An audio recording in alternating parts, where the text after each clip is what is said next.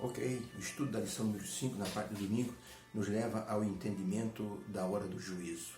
Quando olhamos para a parte histórica do juízo, o primeiro anjo, falando sobre o Evangelho eterno e falando sobre temer a Deus e dar-lhe glória, porque vinda é a hora do seu juízo, nós temos que considerar que na história espiritual, Lúcifer se tornou o primeiro rebelde. Descontente com o governo divino e ambicionando ter a adoração que Deus possuía, ele apregoou que o amor de Deus não era uma verdade, era uma falácia.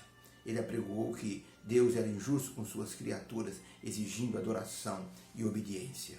E com isso, Lúcifer criou então todo um descontentamento na corte celestial e por isso foi expulso do céu. O que Deus quer fazer no dia do juízo é que Ele, através do Evangelho eterno, deu aos seres humanos toda a oportunidade para que as pessoas pudessem estar preparadas para o dia do juízo. O dia do juízo é como se fosse uma espécie de acerto de conta.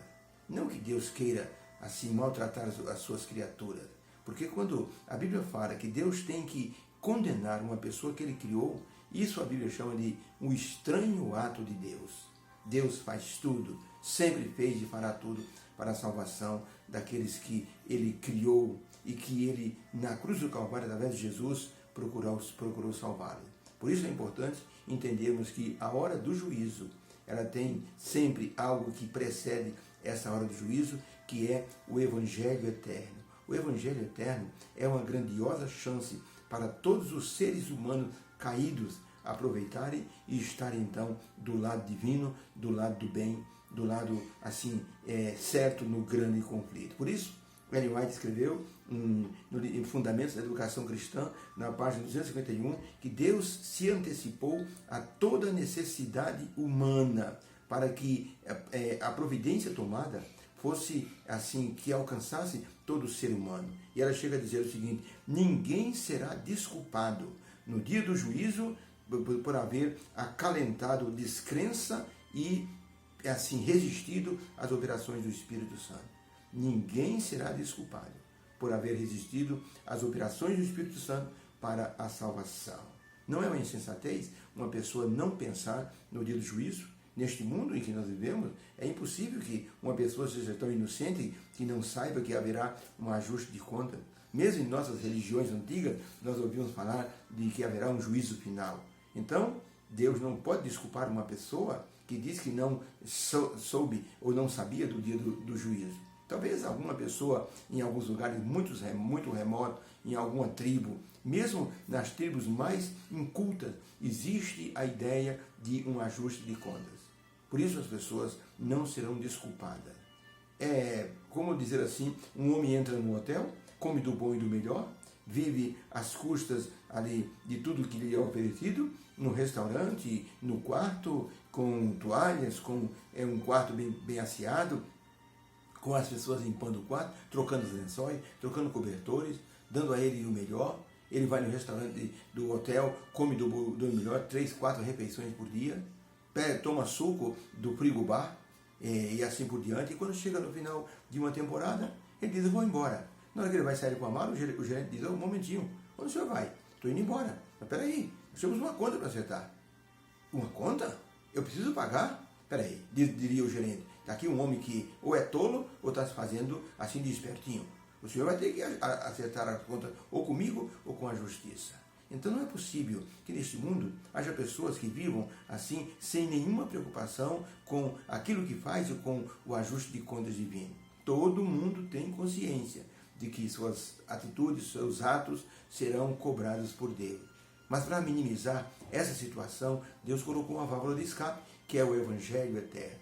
O Evangelho eterno diz às pessoas: se você olhar para a cruz, você poderá ser justificado pelo sacrifício de Jesus. Mas não é apenas olhar, é se entregar a Jesus, é aceitar o que Ele fez, é andar em novidade de vida. Essa transformação que Deus fará na sua vida vai possibilitar uma justificação. E lá no dia do juízo, você vai ter um intercessor, alguém que vai lutar por você como um advogado. A pergunta número 1 diz assim: por que após o primeiro anjo declarar as boas novas do Evangelho, por que após esse anúncio é mencionado a questão do juízo. Vinda é a hora do juízo. O que uma coisa tem a ver com a outra? O Evangelho com a hora do juízo. Vamos ler o texto, Apocalipse 14, verso 7. Vi outro anjo voando pelo meio do céu e tinha o Evangelho eterno para proclamar aos que habitam sobre a terra e a toda nação e tribo, língua e povo, dizendo com grande voz: temei a Deus e dai-lhe glória, porque vinda é a hora do seu juízo, e adorai aquele que fez o céu, a terra, o mar e as fontes das águas. O anjo voando pelo meio do céu tinha um Evangelho eterno, um Evangelho que simbolizava a salvação para o ser humano, as boas novas, uma notícia de salvação. Por isso, as pessoas que aceitam o Evangelho eterno temem a Deus, respeitam, reverenciam e dão-lhe glória através de uma vida santificada. Depois disso, Deus disse: haverá o juízo. E depois do juízo, as pessoas irão adorar a Deus, porque com certeza a justiça de Deus ela é algo assim completamente reta, diferente da justiça humana. O Evangelho e o juízo estão conectados. O juízo mostra a mão de Deus e a sua justiça. O Evangelho eterno mostra o coração de Deus e a sua face de bondade para salvar o ser humano.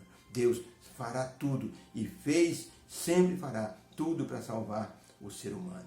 Numa das caravanas de ciganos que descia uma montanha, eles não sabiam. Havia tido uma forte chuva e o rio havia levado a ponte. E uma a uma as carroças dos ciganos iam mergulhando naquele rio caudaloso. As pessoas tentavam se salvar. Um jovem tentava salvar a sua mãe, mas a sua mãe se debatia. E ele gritava: mãe, deixa de salvá-la, mãe, pare de se debater. Mas a mulher, no desespero da morte, segurava o filho e ele não conseguia nadar. Ele teve que largar a mãe para conseguir salvar a própria vida. Quando tudo foi assim esclarecido, ou seja, quando os corpos foram encontrados, havia ali 45 cadáveres. Mas o que mais impressionava era aquele jovem que tentava salvar a mãe. Do lado dali do cadáver da mãe, ele chorava e alisava os cabelos da mãe, chorando de forma copiosa e dizendo: mamãe, por que você não me deixou de salvar? Por que você se debateu tanto? Por que você não me deixou salvá-la? Deus tenta salvar o ser humano de todas as formas. Mas o ser humano se debate em suas artimanhas. O ser humano se debate em seus pecados acariciados e não deixa que Deus o salve.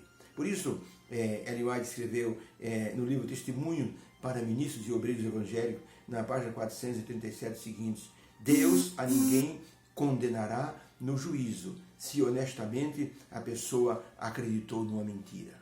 O Senhor Deus não condenará uma pessoa. O descrente será condenado não por ser descrente, mas porque não aproveitou as oportunidades que Deus colocou em seu caminho para que ele obtivesse a salvação. É um Deus de justiça, é um Deus de amor. Por isso, a intercessão de Jesus se tornará muito importante. Por isso que a lição dessa semana é as boas novas do juízo.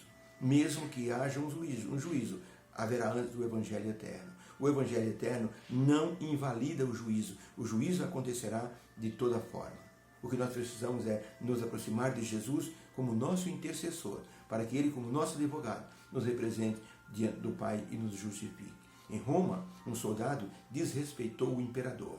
Ele era um soldado muito bom, mas ele disse uma bobagem e ofendeu frontalmente o imperador.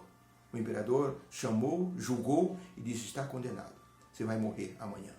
O irmão do rapaz, que era um soldado veterano, se aproximou ali da mesa julgadora e disse: imperador, majestade, eu suplico ao Senhor que perdoe o meu irmão. E o imperador disse: mas o que o senhor apresenta como justificativa para que eu perdoe seu irmão? Ele me ofendeu, e de acordo com a lei, a ofensa ao imperador é pago com a morte. Aquele jovem soldado, veterano, mais jovem ainda, ele arregaçou as mangas e mostrou os 2 braços dele decepados. E disse: majestade, eu tenho lutado por essa pátria. Dei os meus 2 braços em defesa dessa pátria. E por isso eu clamo e eu estou pedindo ao Senhor que, em nome do meu sacrifício, o Senhor perdoe o meu irmão. O imperador chamou o condenado e disse: vem até aqui. Eu quero saber o seguinte de você. Você acha que o seu irmão é um soldado valoroso Ou é um tolo por ter lutado pela pátria e pelo imperador? Aquele rapaz olhou para o irmão, disse: imperador, eu queria pedir publicamente desculpas e perdão ao Senhor. Eu honro meu irmão, e eu só sou um soldado porque eu me inspirei na vida dele como soldado. Eu sei que eu pratiquei um crime, mas eu peço ao Senhor que, em nome daquilo que meu irmão fez, que o Senhor me perdoe também. O imperador perguntou ao jovem que tinha os braços decepados: o que o senhor acha? Disse o imperador: meu irmão não tem mérito nenhum, mas eu conquistei os méritos por ter lutado em favor dessa pátria. O imperador disse: então, eu perdoo o seu irmão e o entrego aos seus cuidados. Só vou perdoá-lo porque ele fez uma confissão, porque ele acredita naquilo que o Senhor fez no seu sacrifício. Pode ir embora. E assim, os dois irmãos saíram abraçados diante daquele tribunal do imperador. Jesus Cristo é o nosso grande intercessor. E quando nós pecamos e pedimos perdão a Deus, Ele se apresenta diante do Pai e intercede por todos nós. A hora do juízo já está acontecendo de maneira profética, como diz a Bíblia.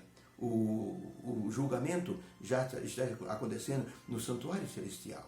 Jesus está julgando a vida de todas as pessoas. E quando alguém peca e pede perdão, ele se apresenta diante de Deus e clama pela nossa vida, o perdão para a nossa existência. Por isso, as boas novas do juízo é que antes do juízo, Jesus Cristo se apresenta como nosso intercessor, se assim cremos nessa verdade.